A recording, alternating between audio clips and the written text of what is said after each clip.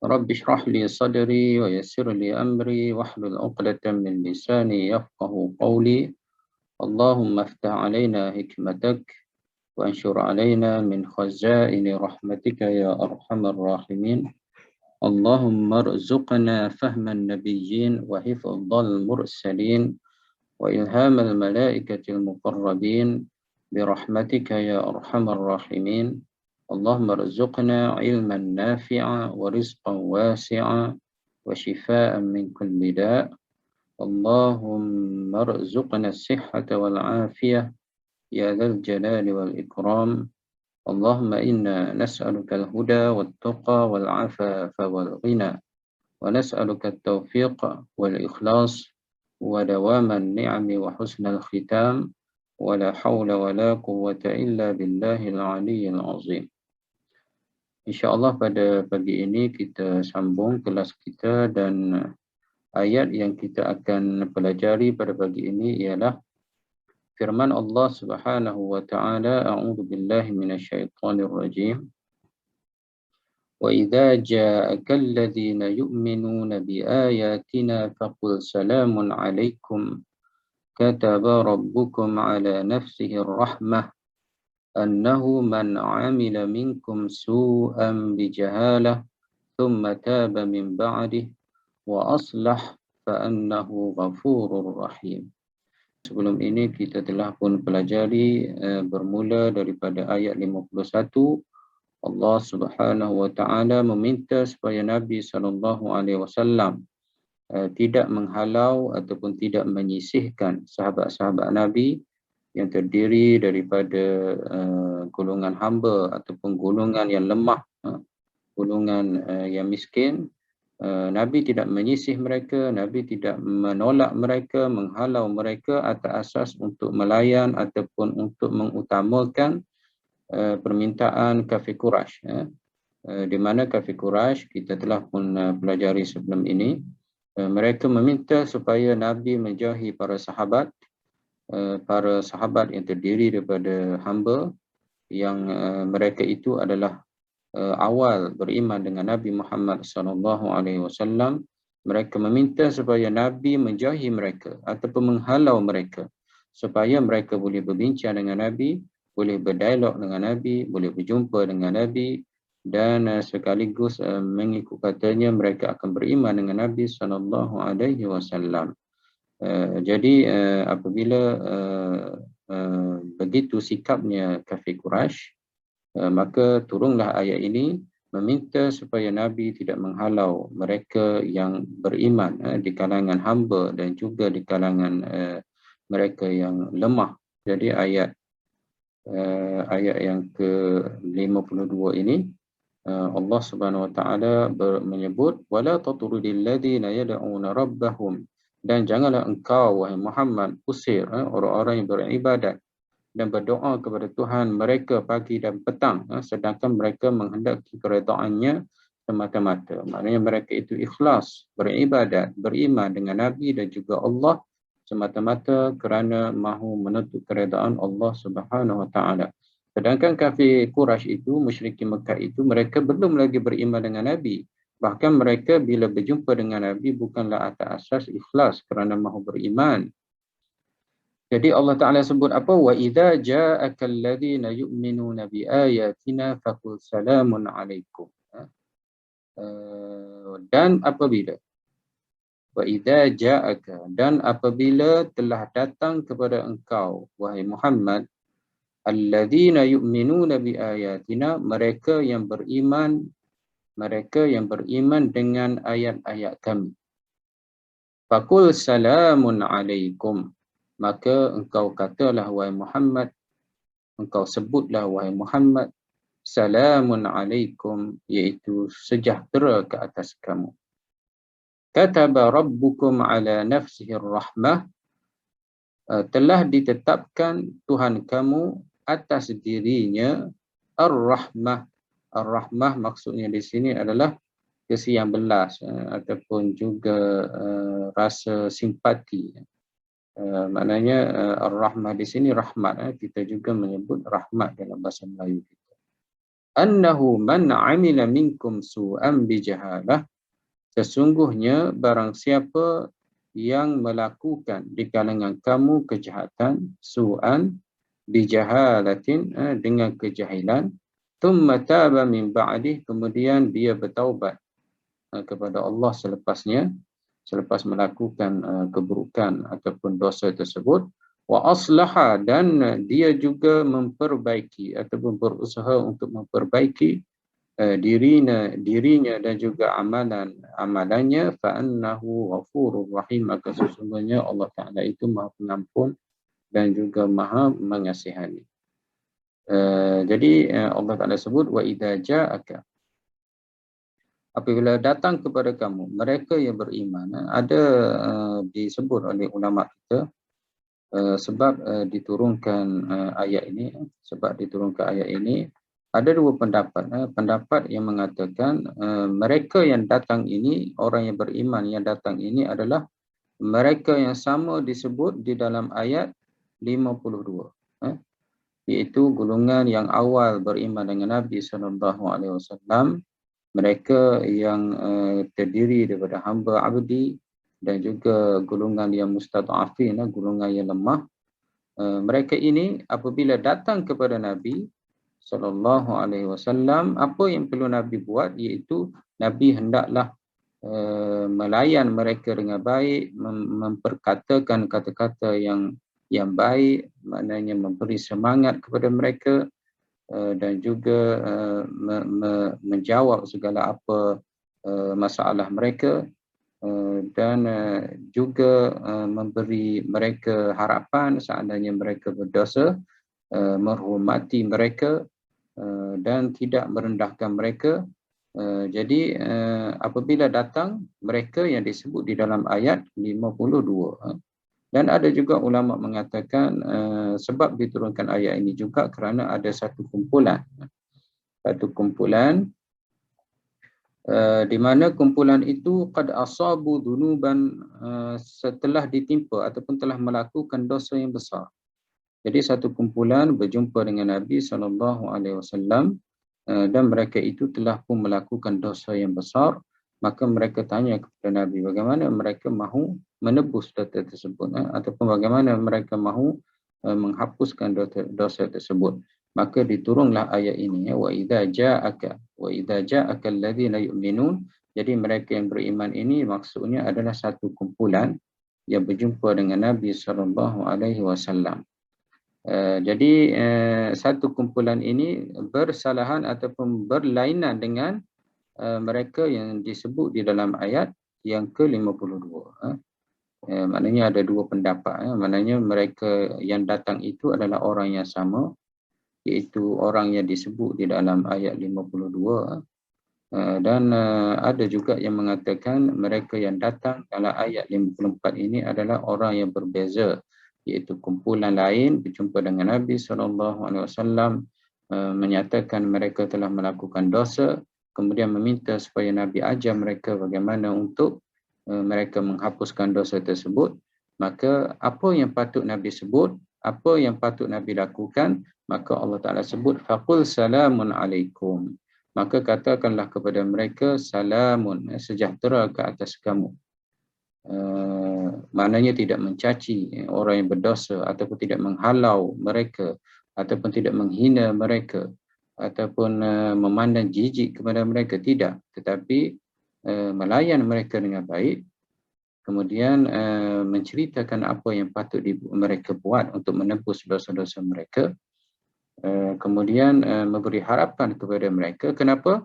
Kerana Allah Ta'ala sebut kataba rabbukum ala nafsihir rahmah, kerana Allah Ta'ala tetapkan ke atas dirinya adalah rahmah, kesian belas. Apatah lagi kita manusia. Sekira seandainya Allah Ta'ala itu ada rahmah, ada kesian belas, limpah kurnianya adalah agak tinggi, Allah Ta'ala mengampunkan hambanya, Allah Ta'ala membuka pintu taubatnya seluas-luasnya, sesiapa saja Allah Ta'ala akan terima taubatnya. Jadi kalaulah Allah Ta'ala itu ada sifat yang rahmah, kesian belas, di mana rahmatnya adalah luas, jadi kenapa kita tidak ada sifat tersebut, iaitu kesian belas kepada mereka yang berdosa ini? Ini sudah tentu ya, maknanya kita perlu melayan mereka, kita perlu mendidik mereka, kita perlu tunjuk kepada mereka bagaimana mereka mahu menebus dosa yang mereka lakukan. Dan seterusnya Allah Subhanahu wa taala menyebut annahu, sesungguhnya sesiapa man amila, sesiapa yang telah melakukan minkum, di kalangan kamu, di kalangan orang-orang yang beriman, su'an, su' di sini adalah kejahatan ataupun dosa-dosa, kejahatan, dosa-dosa, kesilapan, bijahalatin, dengan kejahilan. Thumma taba. Ini yang perlu dilakukan oleh mereka yang melakukan dosa. Pertama, hendaklah mereka bertaubat. Thumma taba. Kemudian mereka telah bertaubat. Kemudian dia telah bertaubat mim ba'di. Bertaubat sesudah itu. Selepas dia melakukan dosa itu, dia bertaubat. Wa aslaha, dan dia telah memperbaiki amalan baiknya. Dia telah memperbaiki dirinya, ataupun dia telah memperbaiki, dia telah memperbaiki kerosakan yang dilakukan akibat daripada dosanya. Fa annahu ghafurur rahim, sesungguhnya Allah Taala Maha Pengampun dan Maha Pengasihani. Jadi di sini Allah Taala cerita bagaimana seseorang itu apabila melakukan dosa, apa dia perlu lakukan? Pertama, hendaklah dia bertaubat kepada Allah Subhanahu wa taala. Dan taubat ini perlu cukup syaratnya. Syarat pertama, hendaklah dia mengatakan dia bertaubat. Ya Allah, ya Tuhanku, aku bertaubat kepadamu di atas apa yang telah dosa aku lakukan. Dan yang kedua, hendaklah ada di dalam hatinya satu perasaan, iaitu menyesal. Aku tidak akan lakukan lagi dosa ini. Aku menyesal melakukan dosa ini. Maknanya ada kekesalan dalam hatinya. Taubat ini bukan setakat terluah di mulut, tetapi juga lahir daripada hati yang menyesal di atas dosa yang telah dilakukan oleh seseorang. Maknanya dia berkata, ya Allah, ya Tuhanku, aku bertaubat kepada Engkau, ya Allah, daripada dosaku. Dan di dalam hatinya ada satu penyesalan. Boleh juga disebut, aku telah menyesal, ya Allah. Aku telah menyesal melakukan dosa tersebut. Ampunkanlah dosaku, ya Allah. Aku telah jauh daripadamu, ya Allah. Sekarang ini aku mahu kembalikan kepada Engkau, ya Allah. Aku mahu menjadi baik. Aku mahu tinggalkan segala dosa-dosa yang aku lakukan. Aku bertaubat kepadamu, ya Allah. Jadi perlu ada lafaz ataupun pengakuan bahawasanya kita bertaubat kepada Allah Subhanahu wa taala. Dan yang kedua, perlu ada penyesalan dalam hati kita. Dan yang ketiga adalah kita tidak mahu mengulangi lagi dosa tersebut. Maknanya dosa yang kita lakukan itu setelah bertaubat, kita jangan buat lagi. Tapi kalau kita buat lagi, bermakna taubat kita itu tidak ikhlas kerana Allah Subhanahu wa taala. Jadi berusaha untuk tidak melakukan dosa tersebut sehabis mungkin, sekuat yang mungkin. Sebab itulah setengah orang apabila dia nak bertaubat, dia perlu ubah kawannya, ubah persekitarannya, perlu berhijrah ke satu tempat yang lain. Kerana apabila dia masih lagi berada di tempat yang sama, kawan-kawannya juga adalah kawan yang sama, teramat susah untuk dia meninggalkan dosa-dosa tersebut. Jadi apabila dia ulangi dosa itu kembali, maka taubatnya itu adalah tidak ikhlas. Taubat itu adalah tidak benar. Pun begitu, pintu taubat itu masih lagi terbuka. Dia boleh bertaubat kali kedua, boleh bertaubat kali ketiga, dan seterusnya. Cuma janganlah sampai dia mempermainkan taubat itu. Bimbang Allah Ta'ala tutup hatinya, Allah Ta'ala gelapkan hatinya, dia tidak bertaubat dan terus dengan dosa-dosanya. Kerana antara rukun taubat adalah dia tidak berterusan. Dia tidak berterusan di atas dosa yang dia telah lakukan. Hendaklah dia tinggal dosa tersebut. Dan berapa tadi ya? Rukun pertama bertaubat, berkata dengan mengaku depan Allah ataupun mengaku dengan lidah bahawasanya bertaubat. Yang kedua, menyesal dengan hati di atas dosa yang dilakukan. Yang ketiga, tidak mengulangi dosa tersebut. Yang keempat, wa aslaha. Wa aslaha maksudnya dia memperbaiki dirinya. Jadi dosa yang kita lakukan itu sama ada dosa khas ataupun dosa peribadi kita. Tak solat, itu dosa yang melibatkan dosa khas dengan diri kita. Kita tak solat, kita tidak puasa, kita tak tunai zakat, kita tidak tunai haji. Semua itu adalah dosa-dosa kita dengan Allah Subhanahu Wa Taala, iaitu dosa khas.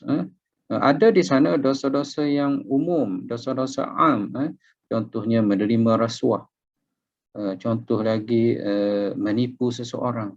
Contoh lagi merompak. Contoh lagi kita mengambil hak orang lain. Jadi semua ini adalah dosa-dosa secara am, secara umum. Mudaratnya lagi umum. Seandainya kita melakukan rasuah contohnya, mudaratnya lagi umum. Jika melibatkan sesuatu projek ataupun sesuatu sesuatu perkara yang umum, kemudaratannya adalah melibatkan umum juga.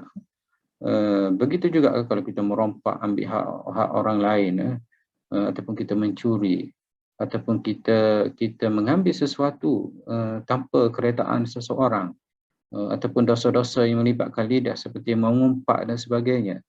Selain daripada kita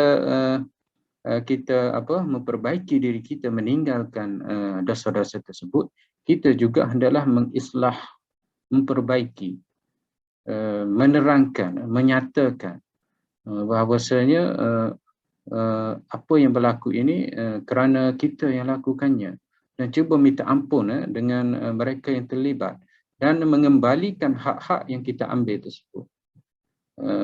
Hak-hak yang kita ambil, contohnya kita curi tanah orang, contohnya tanah tersebut adalah kita kembalikan kepada tuannya. Seandainya kita mencuri kereta orang, mencuri motosikal dan sebagainya, hendaklah kita kembalikan harta-harta tersebut kepada tuannya. Di samping kita memohon ampun dan maaf kepada tuannya dan bertaubat kepada Allah Subhanahu Wa Taala. Jadi wa aslaha, memperbaiki. Seandainya dosa-dosa khas melibatkan diri kita, contohnya solat, kita solatlah. Mana kita solat, perbaiki ibadat kita, kita belajar solat, puasa pun sama, zakat dan sama. Jadi kita cuba perbaiki diri kita ke arah yang lebih baik. Itu antara maksud aslaha. Dan seandainya dosa-dosa yang melibatkan awam, dosa-dosa melibatkan manusia, jadi kita cuba islah, memperbaiki kerosakan yang berlaku hasil daripada tangan kita, hasil daripada sikap kita, hasil daripada dasar yang kita lakukan. Maka hendaklah kita cuba islah dengan kudrat, kuasa yang kita ada. Sama ada yang melibatkan negara, melibatkan persatuan yang kita masuk ataupun kita pegang kekuasaannya dan sebagainya, hendaklah kita melakukan islah, memperbaiki hasil daripada dosa ataupun kesilapan yang kita telah lakukan. Dan seandainya hak-hak yang kita ambil daripada orang lain, daripada manusia, kita hendaklah kembalikan hak mereka itu. Di samping kita minta maaf dengan mereka, kita kembalikan hak kepada mereka. Dan seandainya itu yang kita lakukan, maka cukuplah rukun taubat kita. Dan fa'annahu ghafurur rahim, maka sesungguhnya Allah Ta'ala itu maha pengampun dan maha penyayang. Jadi itu lebih kurang pengertian ataupun makna ayat ini. Dan Allah Ta'ala sebut faqul salamun alaikum, dan katakanlah wahai Muhammad, salam sejahtera ke atas kamu. Ini sesuatu kaedah, satu kaedah dakwah ataupun satu kaedah kita berinteraksi dengan mereka yang berdosa. Kemungkinan kita terlepas pandang, kadang-kadang kita melihat orang berdosa itu adalah orang yang hina. Mereka ini ahli neraka, mereka ini adalah jijik, mereka ini adalah pelacur, ini adalah jijik, mereka ini peminum arak, ini adalah hina, mereka ini adalah zalim, penerima rasuah, mereka ini adalah perompak dan sebagainya. Jadi itu kadang-kadang pandangan kita sebegitu. Jadi tidaklah menjadi kesilapan jika kita pandang hina, jijik kepada perbuatan dia, tetapi bukan kepada individu ataupun batang tubuh seseorang itu. Jadi kita melihat seseorang itu dengan rasa kasih supaya mereka kembali kepada Allah Subhanahu Wa Taala. Apatah lagi jika mereka itu dekati kita. Mereka dekati kita, mereka rapat dengan kita, mereka minta untuk bertaubat dengan Allah Subhanahu Wa Taala, perlulah kita lebih-lebihlah kita perlu layan mereka, perlu ubah, perlu menghalu-halukan mereka, perlu menyambut mereka, perlu apa lagi, perlu memberi semangat kepada mereka, perlu menggalakkan, memberi galakan kepada mereka, dan cuba untuk menyampaikan apa yang hajat mereka itu datang kepada kita, iaitu bertaubat kepada Allah Subhanahu Wa Taala. Jangan pula bila orang tu datang kepada kita, kita kata kamu ni sudah jahat sangat, kamu ni maknanya tidak boleh dah bertaubat, kamu ni memang ahli neraka ni, maknanya jangan begitu. Kalau begitu dia lagilah nak marah, sebagaimana pernah berlaku dalam hadis Nabi SAW. Ada seorang dia bunuh 99 orang. Ini hadis sahih. 99 orang dia bunuh. Kemudian dia menyesal nak bertaubat. Bila dia menyesal nak bertaubat, dia pergi berjumpa dengan rahib ataupun ulama yang ada di kampung dia. Dia pergi jumpa, dia bagi tahu, aku telah membunuh 99 orang. Bolehkah aku bertaubat? Jadi ulama ataupun syekh tersebut, tok guru tersebut, engkau ni memang dah jahat sangat dah ni, 99 orang engkau bunuh. Dah tak ada peluang dah engkau bertaubat dah, begitulah seolah-olah.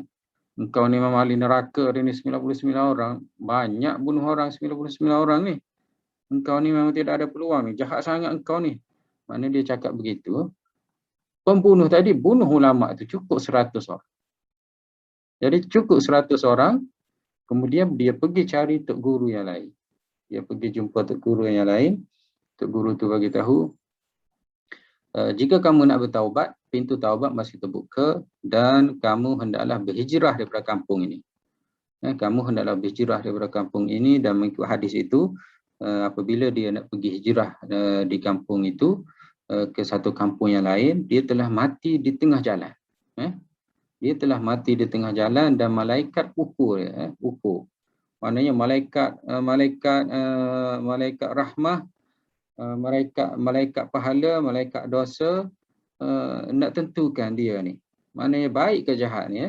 Jadi diukur jarak daripada kampung yang jahat itu dan jarak di antara kampung yang baik itu. Jadi hadisnya panjang, cuma saya nak cerita di sini bahawasanya seorang yang bertitle ulama ataupun tok guru ataupun yang memegang kepimpinan ataupun majlis agama dan sebagainya, apabila melayani mereka-mereka yang ingin bertaubat ini, hendaklah kita berlembut, memberi harapan, memberi mengalu-alukan, bukan kata jeling mata, tengok dengan pandangan yang jijik dan sebagainya. Itu tidak betul.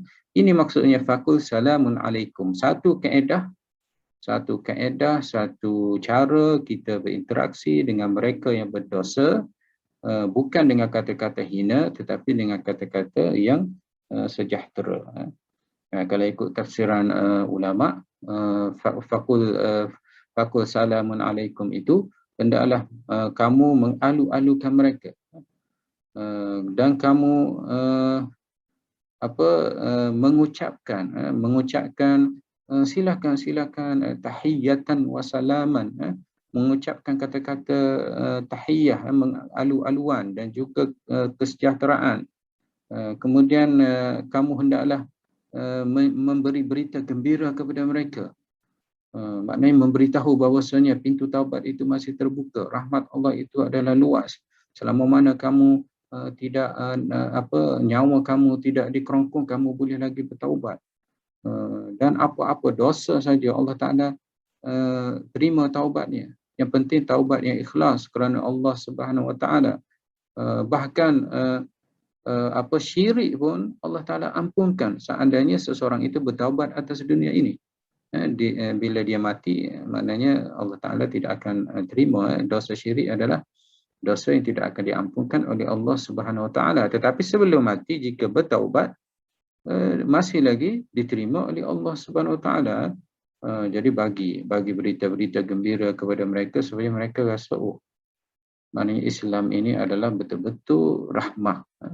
Kalau tidak, mereka akan rasa kecewa, mereka akan rasa Islam ini adalah keras, mereka akan rasa diri mereka ini bukan insan yang terpilih.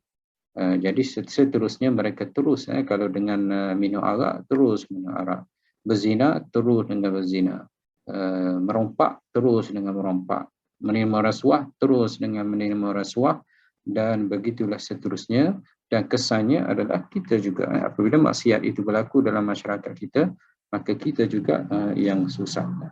Jadi Allah Ta'ala sebut, Fakul salamun alaikum. Dan juga cara bertaubat ini Allah Ta'ala juga cerita kepada kita di dalam ayat 54 ini. Apa hukum bertaubat daripada dosa? Hukumnya adalah wajib. Sesiapa yang berdosa, wajib ke atasnya adalah bertaubat. Jangan tangguh taubat. Jika kita tangguh taubat, itu kita layan bicara syaitan. Antara syaitan ini dia pandai, dia lihat kita ini masih lagi muda, dia lihat kita masih lagi kuat, dia akan kata engkau tak teruslah buat dosa. Bukankah Allah Ta'ala itu taubatnya terbuka? Bukankah Allah Ta'ala itu rahmatnya adalah luas? Jadi oleh kerana rahmat Allah itu luas, pintu taubatnya masih terbuka, engkau buatlah dosa. Apabila engkau nak mati, engkau bertaubatlah. Itu adalah salah satu bicara syaitan. Tangguhlah taubat, buat. Selagi muda ni buat saja. Selagi kamu ada kuasa ini, guna saja. Zalim, buat saja kezaliman dan sebagainya. Selagi nyawa ada, selagi kuasa ada, selagi kudrat mampu, maka engkau buatlah dosa. Kerana apa? Kerana rahmat Allah luas, pintu taubat masih terbuka. Jadi itu adalah bisikan daripada syaitan. Syaitan dia mahu kita mati di dalam dosa. Jadi dia akan guna benda yang betul. Guna benda yang betul, iaitu memanglah rahmat Allah itu luas, dan juga Allah Ta'ala itu adalah penerima taubat. Tetapi guna dalih ataupun guna hujah yang betul untuk mencapai sesuatu yang tidak betul, iaitu tangguh taubat. Apabila tiba saat kematian, kadang-kadang seseorang itu mati tanpa dia rasa sakit, tanpa dia ditimpa apa-apa kesakitan ataupun penyakit. Seseorang itu mati, muda pun mati, tidak semestinya tua. Jadi mati itu kita tidak tahu bila. Jadi apabila melakukan dosa, wajib ke atas kita bertaubat. Apa dalilnya? Dalilnya adalah Allah Ta'ala sebut, tubu ilallahi taubatan nasuha. Tubu ilallah, fi'il amar. Kamu semua bertaubatlah kepada Allah, taubatan nasuha, iaitu taubat nasuha. Taubat nasuha adalah taubat yang saya cerita tadi. Maknanya dia mengaku, dia bertaubat kepada Allah, dia menyesal, dia tidak mengulangi lagi dosa tersebut, dan dia melakukan islah, iaitu memperbaiki dirinya, dan seandainya melibatkan manusia, dia meminta maaf dan dia mengembalikan hak-hak yang diambil dari manusia tersebut. Maka jika cukup semua itu, maka taubat itu adalah taubat nasuha, diterima oleh Allah Subhanahu wa Ta'ala. Okey, itu adalah sedikit tafsiran. Dan seterusnya kita pergi kepada i'rab. Kita pergi kepada i'rab ayat ini. Wa idza ja'aka alladhina yu'minuna bi ayatina. Wa adalah waw ataf, wa atifah. Wa atifah. Jadi wa ini adalah wa atifah. Maksudnya ayat ini adalah dari segi i'rabnya masih lagi ada kaitan dengan sebelumnya, kerana waw itu adalah waw atifah. Kemudian idza adalah zarfun lil mustaqbal. Zarfun ni maknanya kata nama, di sini maksudnya kata nama masa. Jadi zaraf ni dia ada dua. Zaraf ini dia ada dua, iaitu zaraf zaman, zarfuz zaman. Dia ada zarfuz zaman, iaitu kata nama yang menunjukkan masa. Dan dia ada zarfu al-makan, iaitu kata nama yang menunjukkan tempat. Contoh kata nama yang menunjukkan masa, contohnya masaan, petang. Jadi masaan ini adalah kata zarfuz zaman yang menunjukkan waktu petang. Waktu petang. Lagi contohnya adalah sabahan. Sabahan ini juga adalah zarfuz zaman yang menunjukkan waktu pagi. Dan zarful makan contohnya kita sebut fauqa. Fauqa maknanya di atas. Tahta. Tahta maksudnya di bawah. Amama. Amama adalah di hadapan. Khalfa. Khalfa maksudnya di belakang. Jadi semua ini adalah zaraf. Jadi antara zaraf, iaitu zaraf masa zaman, iaitu idza. Jadi idza ini adalah zarfuz zaman, saya letak zarfuz zaman lil mustaqbal, untuk masa akan datang. Jadi kita nak terjemah macam mana? Kita boleh terjemahkan apabila tiba satu masa akan datang. Maknanya akan datang, akan berlaku, akan tiba masa datang kepada engkau. Maknanya pada masa akan datang kepada engkau apa yang perlu engkau lakukan. Jadi idza itu adalah zarfuz zaman ataupun zarfun lil mustaqbal, untuk masa depan. Dia punya lawan dia adalah id. Id ini adalah zarf juga, zarfuz zaman lil madi. Zarfuz zaman lil madi, untuk masa lepas. Id ketika, pada masa lalu. Id. Jadi kalau kita jumpa dalam Quran disebut id, maknanya satu ketika ataupun satu masa lalu. Satu masa lalu. Seandainya dia guna idza, maknanya satu masa akan datang. Satu masa akan datang. Jadi kedua-duanya adalah zaraf. Kedua-duanya adalah zaraf. Okey, jelas kat situ. Contohnya kalau Allah Ta'ala sebut wa idh qala Musa liqaumihi ya qaumi lima tu'dunani. Wa idh qala Musa, maknanya satu masa dahulu ketika Nabi Allah Musa berkata kepada kaumnya. Itu diguna idh. Idh qa. Idh qa. Maknanya idh ini adalah zaraf yang menunjukkan masa yang lepas. Idh qa. Ketika telah berkata Musa liqaumihi. Jadi kalau kita tanya bila Musa berkata ini? Jadi Musa berkata itu iaitu pada masa lepas, pada zaman Musa bersama kaumnya. Jadi diguna id. Bersalahan dengan idza. Idza jaa nasrullahi wal fath. Idza jaa nasrullah wal fath. Apabila telah datang pertolongan Allah dan juga pembukaan kota Mekah.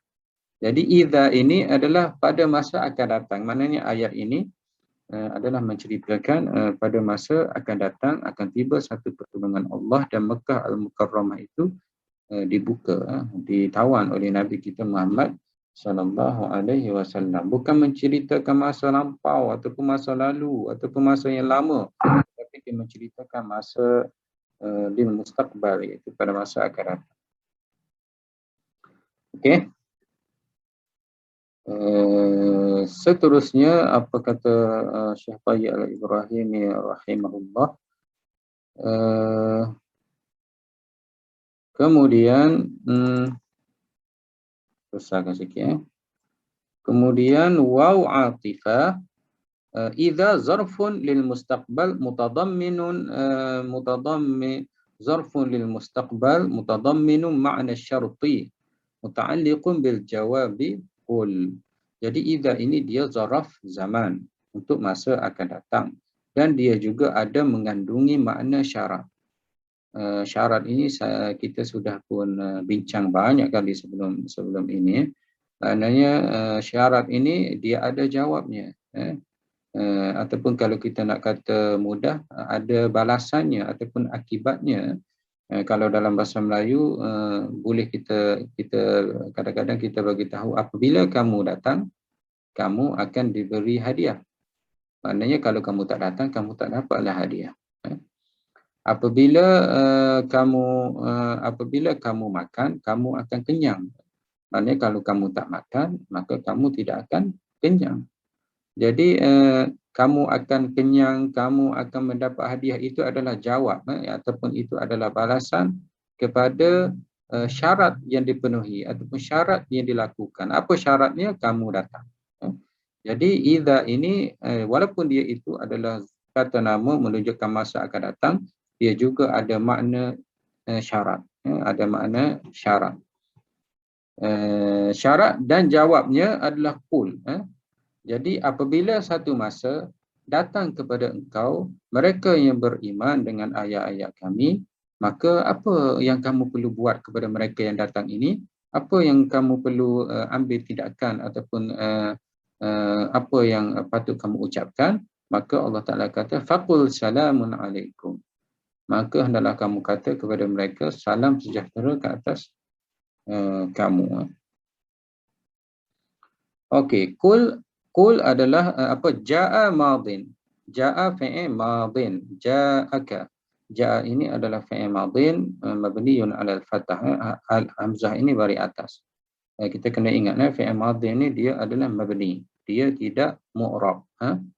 Ka maf'ulun bih. Maf'ulun bih maknanya orang yang didatangi.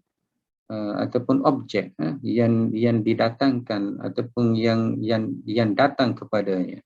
Jadi kalau di sini ja'aka, ja'a itu adalah fi'il iaitu datang. Siapa yang datang? Iaitu mereka yang beriman. Datang kepada siapa? Iaitu datang kepada engkau. Kaf ini dan kaf ini adalah Nabi kita Muhammad sallallahu alaihi wasallam. Alladzina isim mausul. Itu mausul ada banyak untuk lelaki, untuk perempuan. Allati untuk seorang perempuan. Alladzi untuk seorang lelaki. Mudzakkar, muannas allati, mufrad mudzakkar alladzi, mufrad muannas allati, dan alladzina ini adalah untuk ramai. Jadi kita terjemahkan mereka yang, dia adalah isim mausul. Apa maksud isim mausul? Iaitu isim yang menghubungkan ayat sebelumnya dengan ayat selepasnya. Jadi dia ada dua ayat, dia ada kaitan antara dua ayat sebelumnya dengan ayat selepasnya. Dan ayat ini telah menghubungkan antara dua ayat. Jadi alladzi mausul maftuh. Maftuh ini nun itu bari atas. Nun itu bari atas, maftuh maknanya mabniyun 'alal fathah. Jadi isim mausul ini juga adalah dia mabni, dia bukan mu'rab. Jadi alladzina kita baca nun, na kita baca. Kita tak baca ni, kita tak baca nu. Jadi dia sentiasa dibaca dengan bari atas nun ini. Alladzina.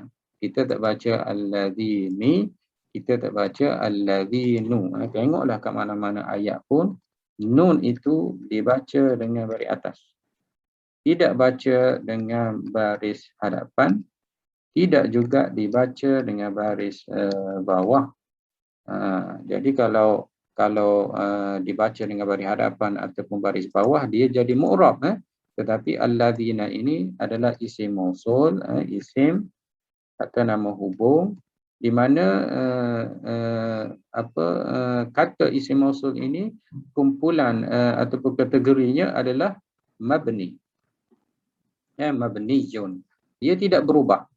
Maknanya di mana saja kedudukannya, di awal ayat, di tengah ayat, di hujung ayat, ataupun duduk di mana saja lokasi ayat, jadi nun ini kekal dengan baris atas. Alladzina. Itu maksudnya maftuh, mabniyun ala al-fathah. Mabniyun ala al-fathah. Maknanya dia adalah mabni, sentiasa kekal barisnya dengan baris atas.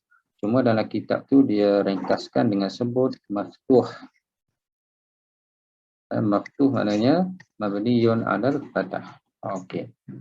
Seterusnya mabniyun mausul maftuh fi mahalli rafa' fa'il. Di dalam kedudukannya adalah rafa' kerana dia adalah fa'il. Fa'il ini hukumnya marfu'. Okey, fa'il hukumnya marfu'.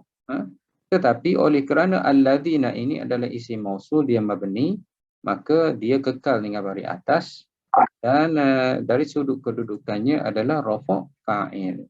Jadi tak boleh kita baca alladzinu kerana dia adalah mabni. Tetapi sebenarnya kedudukannya adalah rafa' fa'il.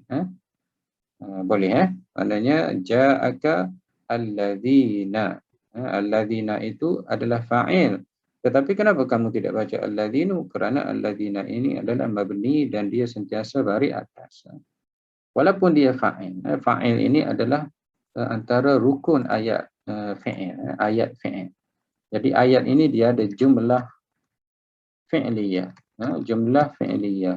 Jumlah fi'liyah ini dia ada dua rukun. Contohnya saya sebut ja'al mu'minuna, ja'a Muhammadun. Inilah paling mudah. Ja'a Muhammadun. Ja'a Muhammadun. Jadi ja'a ini adalah fi'il. Kemudian selepas fi'il dia perlu ada fa'il, rukun yang kedua. Rukun yang kedua, fa'il hukumnya mesti marfu', iaitu antara tandanya adalah baris hadapan. Marfu'un, ja'a Muhammadun.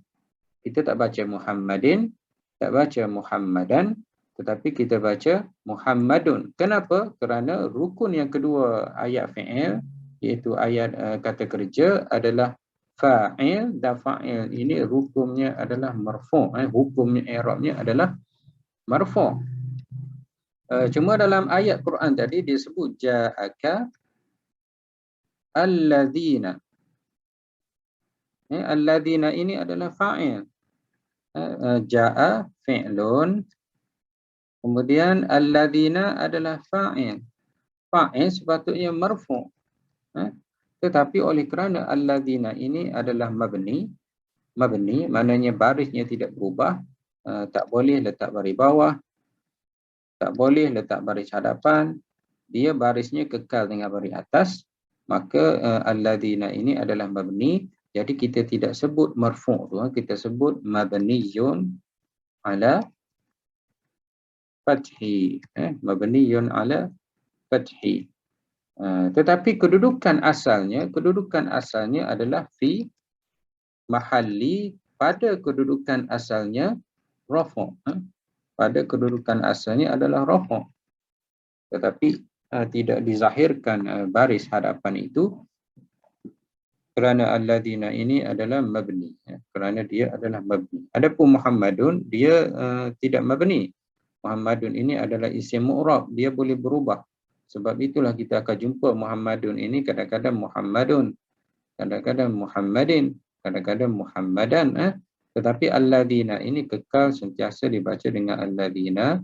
Jadi barisnya adalah baris atas dan dia tidak marfu', dia tidak marfu' bil dhammah, tetapi fi mahalli rafa', dia berada dalam kedudukan rafa' dan dia adalah mabniyun 'alal fathah, sentiasa barisnya di atas. Jadi kalau nak i'rab boleh ikut apa yang telah di'irabkan oleh Syekh Ibrahim Tayyib ini rahimahullah, iaitu mausul, isim mausul maftuhun mabniyun 'alal fathah fi mahalli rafa' fa'il. Okey, yu'minuna adalah mudhari' marfu' bi thubutin nun wal wawu fa'ilun. Yu'minuna ini adalah fi'il mudhari'. Apabila fi'il mudhari' dia ada fa'il, fa'il dia adalah waw pada yu'minuna. Yu'minuna ini sebenarnya dia huwa yu'min. Kemudian bila huma yu'minani, dan bila ramai hum yu'minuna. Jadi yu'minuna dia ada waw ini adalah fa'il. Waw ini adalah fa'il. Kita panggil wawul jamaah. Dan nun ini adalah tanda rafa'nya. Tanda rafa'nya. Sebab itu kadang-kadang nun ini dibuang. Kadang-kadang ada, kadang-kadang tak ada. Kerana dia adalah tanda rafa'. Dalam keadaan nasab ada nun. Dalam keadaan jazam tidak ada nun. Jadi nun ini adalah tanda i'rab. Kadang-kadang ada, kadang-kadang tak ada. Apabila dia ada, jadi kita akan i'rab dia adalah fi'lun mudhari' marfu'un bi thubutin nun. Dia adalah fi'il mudhari', hukumnya adalah marfu', i'rabnya apa tandanya? Tandanya adalah ada nun. Jadi yu'minuna ini kalau kita nak i'rabnya adalah fi'il mudhari' marfu' bi thubuti an-nun. Subut maknanya ada nun. Dan waw yang saya merahkan ini, waw itu adalah wawul fa'il, fa'il. Wawul jamaah itu adalah wawul fa'il. Dan di dalam ini ada dhamir hum. Dhamir hum ini ada di dalam yu'minuna. Hum.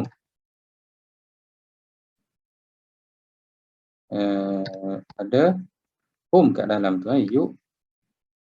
Yu'minuna. Yu'minuna. Okey.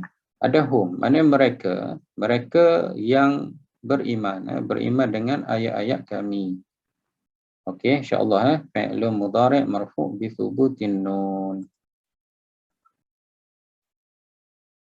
Kemudian bi ayatina, ayat ini adalah jar wa majrur muta'alliqun bi yu'minuna. Jadi bi ayat ini dia bergantung, dia kembali merujuk kepada yu'minuna, beriman dengan ayat.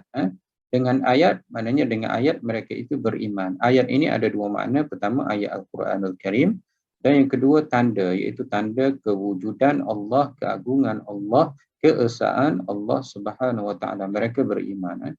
Tanda-tanda sama ada mukjizat Nabi ataupun alam dunia ini ataupun diri mereka sendiri menunjukkan mereka itu adalah hamba dan mereka itu ada penciptanya adalah Allah Subhanahu Wa Taala. Jadi bi ayat sama ada ayat Al-Quranul Karim ataupun tanda-tanda kebesaran, tanda-tanda keesaan, tanda-tanda kewujudan Allah Subhanahu Wa Taala.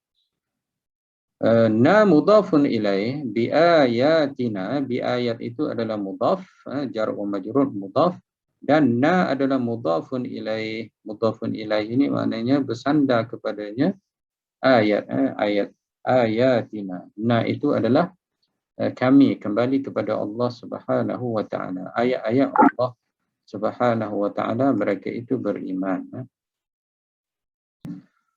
Okey, fa rabithah li jawab syarti, maka apabila datang mereka yang beriman itu, apa akibatnya, apa respon ataupun apa yang perlu kamu lakukan? Maka jawabnya adalah qul, katakanlah kepada mereka, salamun alaikum, kesejahteraan ke atas mereka. Okey, kul amrun sakin fi'il amar, dan hukumnya adalah sakin, dia adalah mabniyun ala sukun. Fi'il amar ni sama dengan fi'il madhi, dia mabni ala mabni, dia i'rabnya adalah mabni. Dia bukan mu'rab, dia adalah mabni. Jadi mabniyun ala sukun ataupun amrun sakin, sakin itu baris mati. Kat mana baris matinya? Iaitu pada lam tu, kul. Wal fa'il anta, fa'ilnya adalah awak, iaitu Rasulullah sallallahu alaihi wasallam. Katakanlah wahai Rasulullah, awak katalah Rasulullah, apabila datang mereka yang beriman itu dan mereka itu mahu bertaubat, mereka itu mahu kepada Islam, maka engkau katakanlah apa yang kamu perlu kata, salamun, salam itu sejahtera, macam kita assalamualaikum, itu adalah kata-kata alu-aluan, kata-kata tahiyyah, penghormatan. Jadi hendaklah kamu kata kepada mereka kata-kata yang baik, kata-kata kesejahteraan, kata-kata penghormatan, alu-aluan, melayan mereka dengan baik. Itu yang perlu Nabi SAW lakukan. Salam mubtada' marfu' alaikum muta'alliqum bimahdhu khabar. Salamun ini adalah mubtada'. Ini pula adalah rukun Ini pula adalah rukun ayat ayat apa? Ayat isim. Tadi kita jumpa ayat fi'il. Ayat jumlah fi'liyah, ayat yang bermula dengan fi'il ataupun ayat fi'il, ia ada rukun dia fi'lun dan fa'il. Dan ayat isim pula ia ada mubtada khabar. Contohnya Muhammadun talibun. Muhammad seorang pelajar. Muhammad seorang pelajar.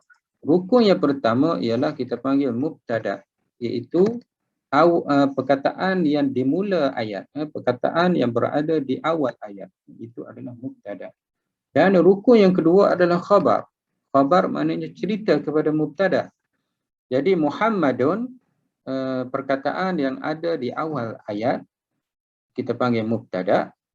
Talibun maksudnya pelajar, jadi khabar.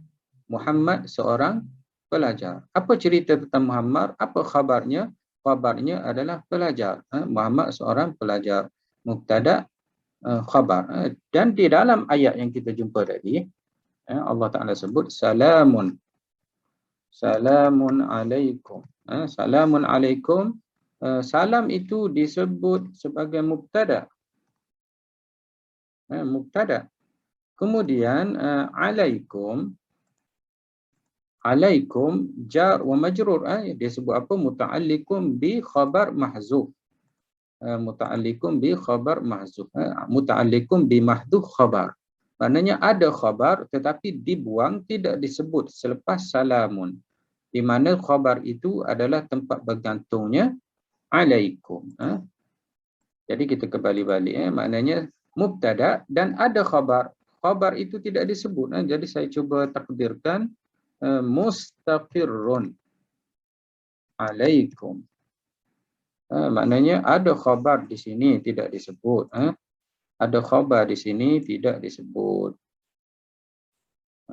Ada khabar di sini tidak disebut. Iaitu mustaqirrun. Saya takdirkan mustaqirrun. Jadi ini khabar dia. Ini khabar dia. Jadi alaikum di mana dia merujuk ataupun dia bergantung kepada mustaqir. Mustaqir itu apa maksudnya? Maksudnya ada. Maksudnya ada atas kamu. Jadi saya takdirkan atas sepatutnya. Jadi salamun mustaqirrun alaikum. Salamun mustaqirrun alaikum. Jadi ke atas ni saya letak mustaqirrun. Mustaqirrun alaikum. Cuma mustaqirrun itu tak ada mustaqirrun itu. Saya saja takdirkan. Kenapa? Kerana dia adalah mahzuf. Mahzuf. Jadi alaikum ini dia bergantung kepada mustaqirrun. Mustaqirrun. Di mana mustaqirrun itu adalah khabar. Dia adalah khabar. Mustaqirrun itu adalah khabar. Jadi alaikum jar wa majrur, dia bergantung kepada khabar yang tak ada, yang mahzuf, tidak ada, yang khabar yang mahzuf, yang tidak ada. Okey. Salamun alaikum, salam mubtada, mustaqirun khabar, tapi khabar ini mahzuf, tidak disebut. Kemudian alaikum jar wa majrur. Jadi alaikum ini dia merujuk ataupun dia bergantung kepada fi'il, kepada perkataan mustaqirrun, kepada khabar yang dibuang ini. Itulah maksudnya bimahdhuf khabar. Muta'alliqun bi mahdhuf khabar. Maknanya khabar ini tak ada, khabar ini tak ada, dimahzufkan dia. Dan tempat khabar mahzuf inilah alaikum ini bergantung kepadanya. Kenapa tidak disebut khabar ini? Kerana tidak perlu. Banyak ayat-ayat sebenarnya khabar itu ada, tapi Allah kita pun tak sebut. Contohnya saya kata Muhammadun fil bait. Muhammadun fil bait, sebenarnya Muhammadun ni mubtada, ada khabar dia. Khabarnya adalah maujudun. Muhammad ada di dalam rumah. Muhammadun maujudun fil bait. Tapi maujudun ini saya tak sebut. Kenapa saya tak sebut? Tidak perlu. Semua orang tahu bila kita sebut Muhammadun fil bait, maknanya Muhammad ada dalam rumah. Jadi maujudun ini adalah khabar mahzuf. Muhammad fil bait, kemudian maujudun ini adalah dibuang, iaitu khabar mahzuf. Banyak lagi ayat-ayat kadang-kadang kita kata Muslim depan masjid. Al-muslimu amama al-masjid. Kan? Seorang Muslim depan masjid. Sebenarnya ada khabar. Di sini kalau kita i'rab dia mubtada. Kemudian amama ini adalah zaraf. Zaraf. Masjid itu adalah ama-ama itu adalah zaraf wa huwa mudhaf, masjid itu adalah mudhaf ilaih. Amama itu dia bergantung kepada khabar yang tidak disebut. Khabar yang tidak disebut. Khabar yang tidak disebut kita boleh takdirkan juga adalah mustaqirun ataupun maujud, macam saya cakap tadi, maujud. Maujud saya tulis kat sini maujud. Muslim ada depan masjid. Ini khabar mahzuf. Khabar mahzuf, dibuang. Khabar tidak disebut. Mahzuf. Dan amama zaraf. Zaraf, zarful makan, mabniyun. Zarful makan, zarful makan, amama ini dia adalah zarf makan. Dan wahwa mudhaf, al-masjid mudhafun ilaih. Jadi khabar mahzuf. Maujudun ini tidak disebut. Jadi banyak dalam percakapan kita harian, khabar ini kita buang kerana tidak perlu kepada kita menyebutkannya. Tidak perlu kita menzahir, menyatakannya, jadi kita buang. Sama juga dengan salamun alaikum. Kita bagi salam pada orang, assalamualaikum, assalamun itu mubtada. Mana khabarnya? Khabarnya kita tak sebut. Sebenarnya ada khabar mustaqirrun alaikum. Kesejahteraan tetap ataupun kekal pada kamu. Jadi khabar itu kita tidak sebut kerana tidak ada keperluan untuk kita menyebutnya, dan ayat itu sudah pun memberi makna ada ataupun tetap. Okey. Kataba madin, kataba rabbukum, rabbu adalah fa'il, fa'il madin, rabbu adalah fa'il, kum mudhafun ilai, rabbu itu adalah mudhaf, kum itu adalah mudhafun ilai. Ala nafsi, ala jar wa majrur muta'alliqun bi kataba.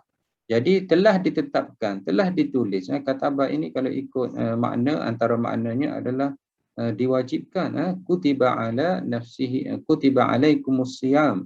Allah Ta'ala sebut, kutiba alaikumus siyam, diwajibkan ke atas kamu berpuasa. Jadi kita nak katakan Allah Ta'ala telah wajibkan ke atas dirinya rahmat, itu seolah-olah tidak ada adab, tidak ada benda yang wajib bagi hak Allah Subhanahu Wa Ta'ala. Jadi mungkin kita boleh terjemahkan telah ditetapkan. Kataba ini adalah ditulis, maknanya telah ditulis. Sesuatu yang ditulis itu telah ditetapkan hukum, telah ditetapkan keputusan, telah ditetapkan dia punya laporan ataupun ketetapan. Jadi ditulis. Apa yang ditulis, iaitu ditulis rahmah, kesian belas Allah Subhanahu Wa Ta'ala ala nafsihi, atas dirinya, atas diri Allah Subhanahu Wa Ta'ala. Jadi muta'alliqun bi kataba, hu mudhafun ilai, ar-rahmah maf'ulun bih. Kemudian an masdariyah litauqid wan nasab. An ini adalah an masdariyah, dan seperti biasa an ini fungsinya adalah untuk taukid dan nasab. Dan isimnya, hu itu adalah isimnya. Anna ataupun inna, dia adalah huruf taukid dan juga dia adalah huruf nasab. Contoh bila saya sebut Muhammadun talibun. Muhammad adalah seorang pelajar, asalnya bari hadapan. Tapi apabila ada inna, Muhammadun itu bertukar menjadi baris atas. Muhammadan. Talibun. Muhammadan, inna Muhammadan talibun. Jadi dalam ayat itu, inna hu itu adalah isim inna. Kalau ikutnya dia adalah masuk baris atas, tetapi hu ini adalah dhamir, dia tidak ada barisnya, dia adalah mabni ya. Jadi inna Muhammadan ini adalah isim inna. Isim inna. Jadi inna ini fungsinya dia adalah taukid. Taukid maknanya kita terjemahkan sesungguhnya. Kemudian dia adalah nasab. Nasab maknanya menjadikan isimnya adalah baris atas ni. Baris atas ini adalah mansub. Inna Muhammadan, asalnya Muhammadun. Jadi dia taukid dan juga dia adalah nasab dan mengikut kata i'rab di dalam kitab Syekh Tayyib Ibrahimi ini, dia juga ada makna masdar. Ada makna masdar. Apa maksudnya? Maksudnya anna digabungkan dengan annahu man amila boleh ditakwilkan kepada masdar. Contoh saya buat annahu man amila. Jadi anna digabungkan dengan man amila ini boleh ditakwilkan dengan masdar, iaitu amalahu. Amalan, amila fi'il dan ada kata nama terbinya adalah amalan, amalahu. Jadi boleh ditakwilkan kepada masdar, boleh ditakwilkan kepada masdar. Ala nafsihi rahmah annahu man amila minkum, annahu man amila minkum. Amalahu minkum. Jadi amalannya di kalangan kamu, boleh ditakwil dengan masdar, boleh ditakwil dengan masdar, iaitu amalahu. Itu maksudnya an lil masdariyah. An masdariyah maknanya anna itu adalah boleh juga ditakwil dengan masdar, boleh juga ditakwil dengan masdariyah, an masdariyah. Kemudian annahu man itu adalah syartiyah jazimah sakinah fi mahalli rafa' mubtada. Man itu adalah kata syarat dan fungsinya adalah menjazamkan fi'il mudhari', dan sakinah iaitu nun itu baris mati. Sakinah fi mahalli rafa' mubtada, dan dia adalah kedudukannya adalah mubtada kerana dia isim syarat, dia boleh jadi mubtada. Sama macam idza tadi ada makna syarat. Barang siapa yang buat sekian-sekian dia akan dapat sekian-sekian. Barang siapa yang lakukan sekian-sekian, apa akibatnya, apa balasannya, sekian-sekian. Jadi man barang siapa syartiyah jazimah. Jazimah seandainya selepas man itu adalah fi'il mudhari'. Seandainya saya sebut man yadhhab fi'il mudhari', maka dia akan menjazamkan, iaitu menjadikan fi'il mudhari' itu majzum baris mati. Man yadhhab, asalnya yadhhabu, tetapi oleh kerana ada man maka dibariskan dengan baris mati. Man yadhhab, man yadhhab, siapa yang pergi. Jadi dibaca dengan baris mati, itu maksudnya jazam. Man ini dia menjazamkan fi'il mudhari'. Tetapi kalau selepas man itu ada fi'il madhi, contohnya dhahaba, dia tidak menjazamkanlah. Sebabnya fi'il madhi ini adalah mabni. Jadi kita i'rab biasa saja. Kita i'rab dhahaba fi'il madhi mabniyun 'alal fathah fi mahalli jazam. Fi mahalli jazam fi'il syarat. Fi mahalli jazam fi'il syarat. Okey. Jadi man syartiyah jazimah sakinah fi mahalli rafa' fa'il. Amila madhi maftuh fi mahalli jazam fi'il syarat. Macam saya cakap tadi, amila tadi adalah fi'il madhin. Jadi kalaulah fi'il mudhari', kita boleh sebut ya'mal dengan baris mati. Tetapi oleh kerana amila ini fi'il madhin, dia mabniyun 'alal fathah fi mahalli jazam, dan kedudukannya adalah kedudukan jazam kerana dia adalah fi'il syarat. Kenapa tidak boleh dijazamkan amila? Kerana dia fi'il madhin. Sama seperti yang saya terangkan tadi. Maknanya kalau man ya'mal, kita boleh zahirkan tanda jazam, man ya'mal. Tetapi kalau man amila, kita tak boleh matikan lam tu kerana fi'il madhi dia mabni. Dia sentiasa baris atas amila. Tak boleh baca amil ataupun amili, tak boleh. Ataupun amilu, tak boleh. Dia amila, sentiasa barisnya di atas.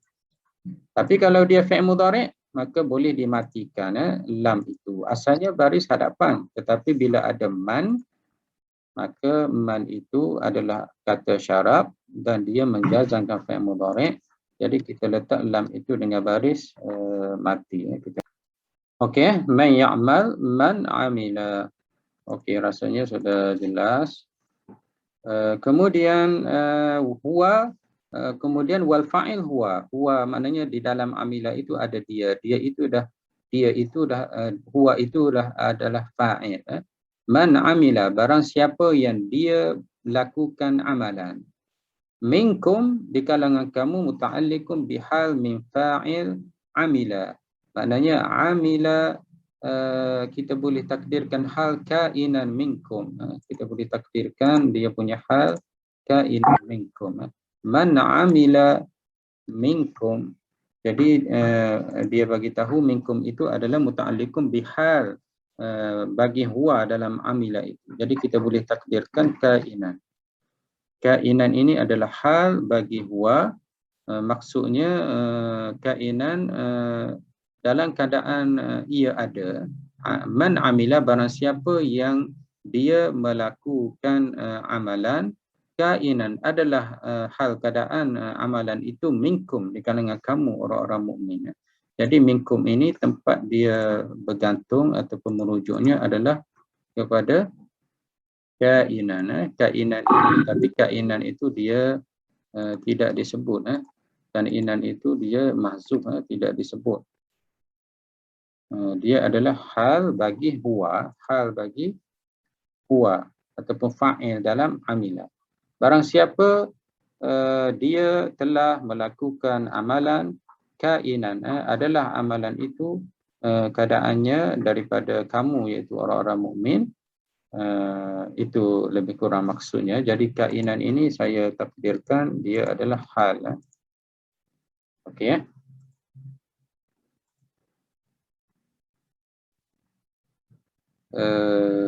Mana tadi? Bihal min fa'il amila, iaitu bagi huwa. Huwa ini ada hal dia, kainan. Dia adalah minkum. Minkum itu dia bergantung merujuk kepada kainan tadi. Su'an maf'ulun bih. Su'an maf'ulun bih. Buat apa? Lakukan amalan apa? Iaitu amalan buruk ataupun amalan dosa, kejahatan. Barang siapa di kalangan kamu, wahai mukmin, yang telah melakukan amalan dalam keadaan dia telah melakukan amalan, sesuatu amalan su'an, iaitu amalan yang buruk ataupun dosa, bi jahalatin muta'alliqun bihal min fa'il amila juga. Maknanya kainan bi jahalah. Maknanya ada dua kat sini, merujuk kepada kainan tadi. Man amila minkum, kainan minkum itu rujuk kepada kainan. Dan satu lagi bijahalah, bijahalatin. Bijahalatin ini juga adalah merujuk kepada kainan. Jadi minkum, satu lagi bijahalah. Bijahalah ini juga adalah merujuk kepada kainan juga. Jadi saya boleh terjemahkan macam ni. Barang siapa yang telah melakukan amalan yang dosa ataupun amalan yang buruk, adalah ia itu dalam keadaan di kalangan kamu orang-orang mukmin, dan adalah dia itu adalah dalam keadaan kejahilan. Dalam keadaan kejahilan. Jadi boleh kita terjemahkan lebih kurang sebegitu. Orang yang melakukan amalan itu, bagaimana hal keadaannya? Pertama sekali, dia di kalangan orang mukmin. Yang kedua, dia dalam keadaan jahil, tidak tahu. Jadi dia di kalangan mukmin dan dia di dalam kejahilan. Ini adalah hal bagi huwa, bagi orang yang melakukan amalan tersebut. Jadi kedua-duanya minkum, dan juga bijahalah itu dia kedua-duanya bergantung ataupun merujuk kepada hal kainan yang tidak disebut oleh Allah Subhanahu wa taala. Man amila kainan minkum su'an bijahalah.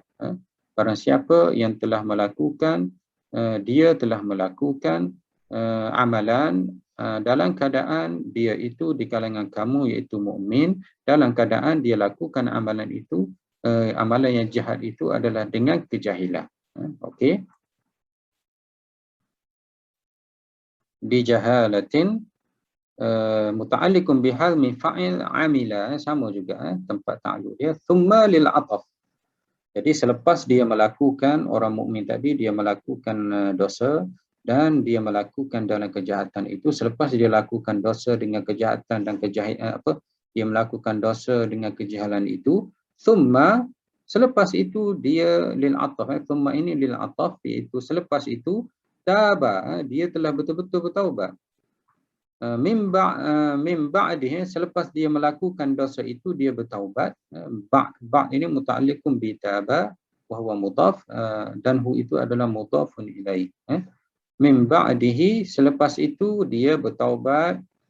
Wa atifah, wa ini adalah atifah, wa aslaha, dan tidak cukup dia betul-betul bertaubat, dia hendaklah memperbaiki dirinya, menislah, memperbaiki kesilapan dosa-dosa yang telah dia lakukan ke arah lebih baik, memperbaiki kesan-kesan dosanya dan selainnya. Itulah pun saya tafsirkan aslah ini pada awal kelas kita. Jadi aslah ini mithlu amila, fi'il madhi juga. Amila dia adalah man amila, mana tadi? Man amila madhi maftuh. Jadi aslah ini juga adalah madhi maftuh. Ini i'rab ya. Madhi maftuh. Fa rabithah li jawab syarti. Fa ini adalah pengikat bagi jawab syarat. Mana isim syaratnya, iaitu man tadi. Man syartiyah. Kemudian apa jawabnya? Jawabnya adalah fa rabithah li jawab syarti. Maksudnya apa? Barang siapa di kalangan kamu yang dia telah melakukan dosa dalam keadaan dia kejahilan, jahil, dalam keadaan dia adalah beriman, di kalangan orang-orang yang beriman, kemudian dia telah bertaubat, orang itu telah bertaubat, kemudian dia juga tidak cukup dengan taubat, dia telah memperbaiki dirinya, maka apa jawapannya, apa akibatnya, apa balasan orang seperti itu? Maka Allah Ta'ala sebut fa'annahu ghafurur rahim, sesungguhnya Allah Ta'ala itu maha pengampun dan maha mengasihani. Maknanya Allah Ta'ala itu maha pengampun, Allah Ta'ala terima taubatnya, Allah Ta'ala maha mengasihani, maknanya Allah Ta'ala ada kasihan belas, dan dengan kasihan belas Allah Ta'ala itu, maka walaupun dia berdosa, apabila dia bertaubat dan juga dia melakukan islah, kebaikan, memperbaiki dirinya, maka Allah Ta'ala akan mengampun dosanya. Jadi fa rabithah li jawab syarti, an masdariyah wan nasab, sama macam atas tadi ya. An ini adalah masdariyah li taukid wan nasab, sebagaimana yang saya uraikan. Bila disebut masdariyah, maknanya an dengan isim selepasnya boleh ditakwil dengan masdar. Contohnya dalam ayat ni, annahu ghafurur rahim. Jadi rahim. Jadi annahu dengan ghafur itu boleh ditakwil dengan masdar. Maknanya boleh disebut ghufranuhu, keampunannya. Ghufranuhu.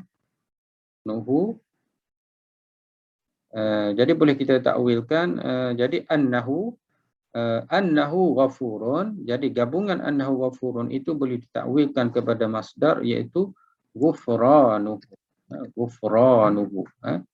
Ghufranuhu. Sesungguhnya annahu ghafurur rahim, sesungguhnya Allah Ta'ala itu ghafurun, maha pengampun, rahimun, maha mengasihani. Jadi ghafurun itu adalah khabar, rahimun adalah khabar yang kedua bagi Allah Subhanahu wa Ta'ala. Jadi itu adalah sedikit, itu adalah i'rab secara ringkas ayat 53. Semoga semua dapat sedikit sebanyak manfaat daripada i'rab tersebut.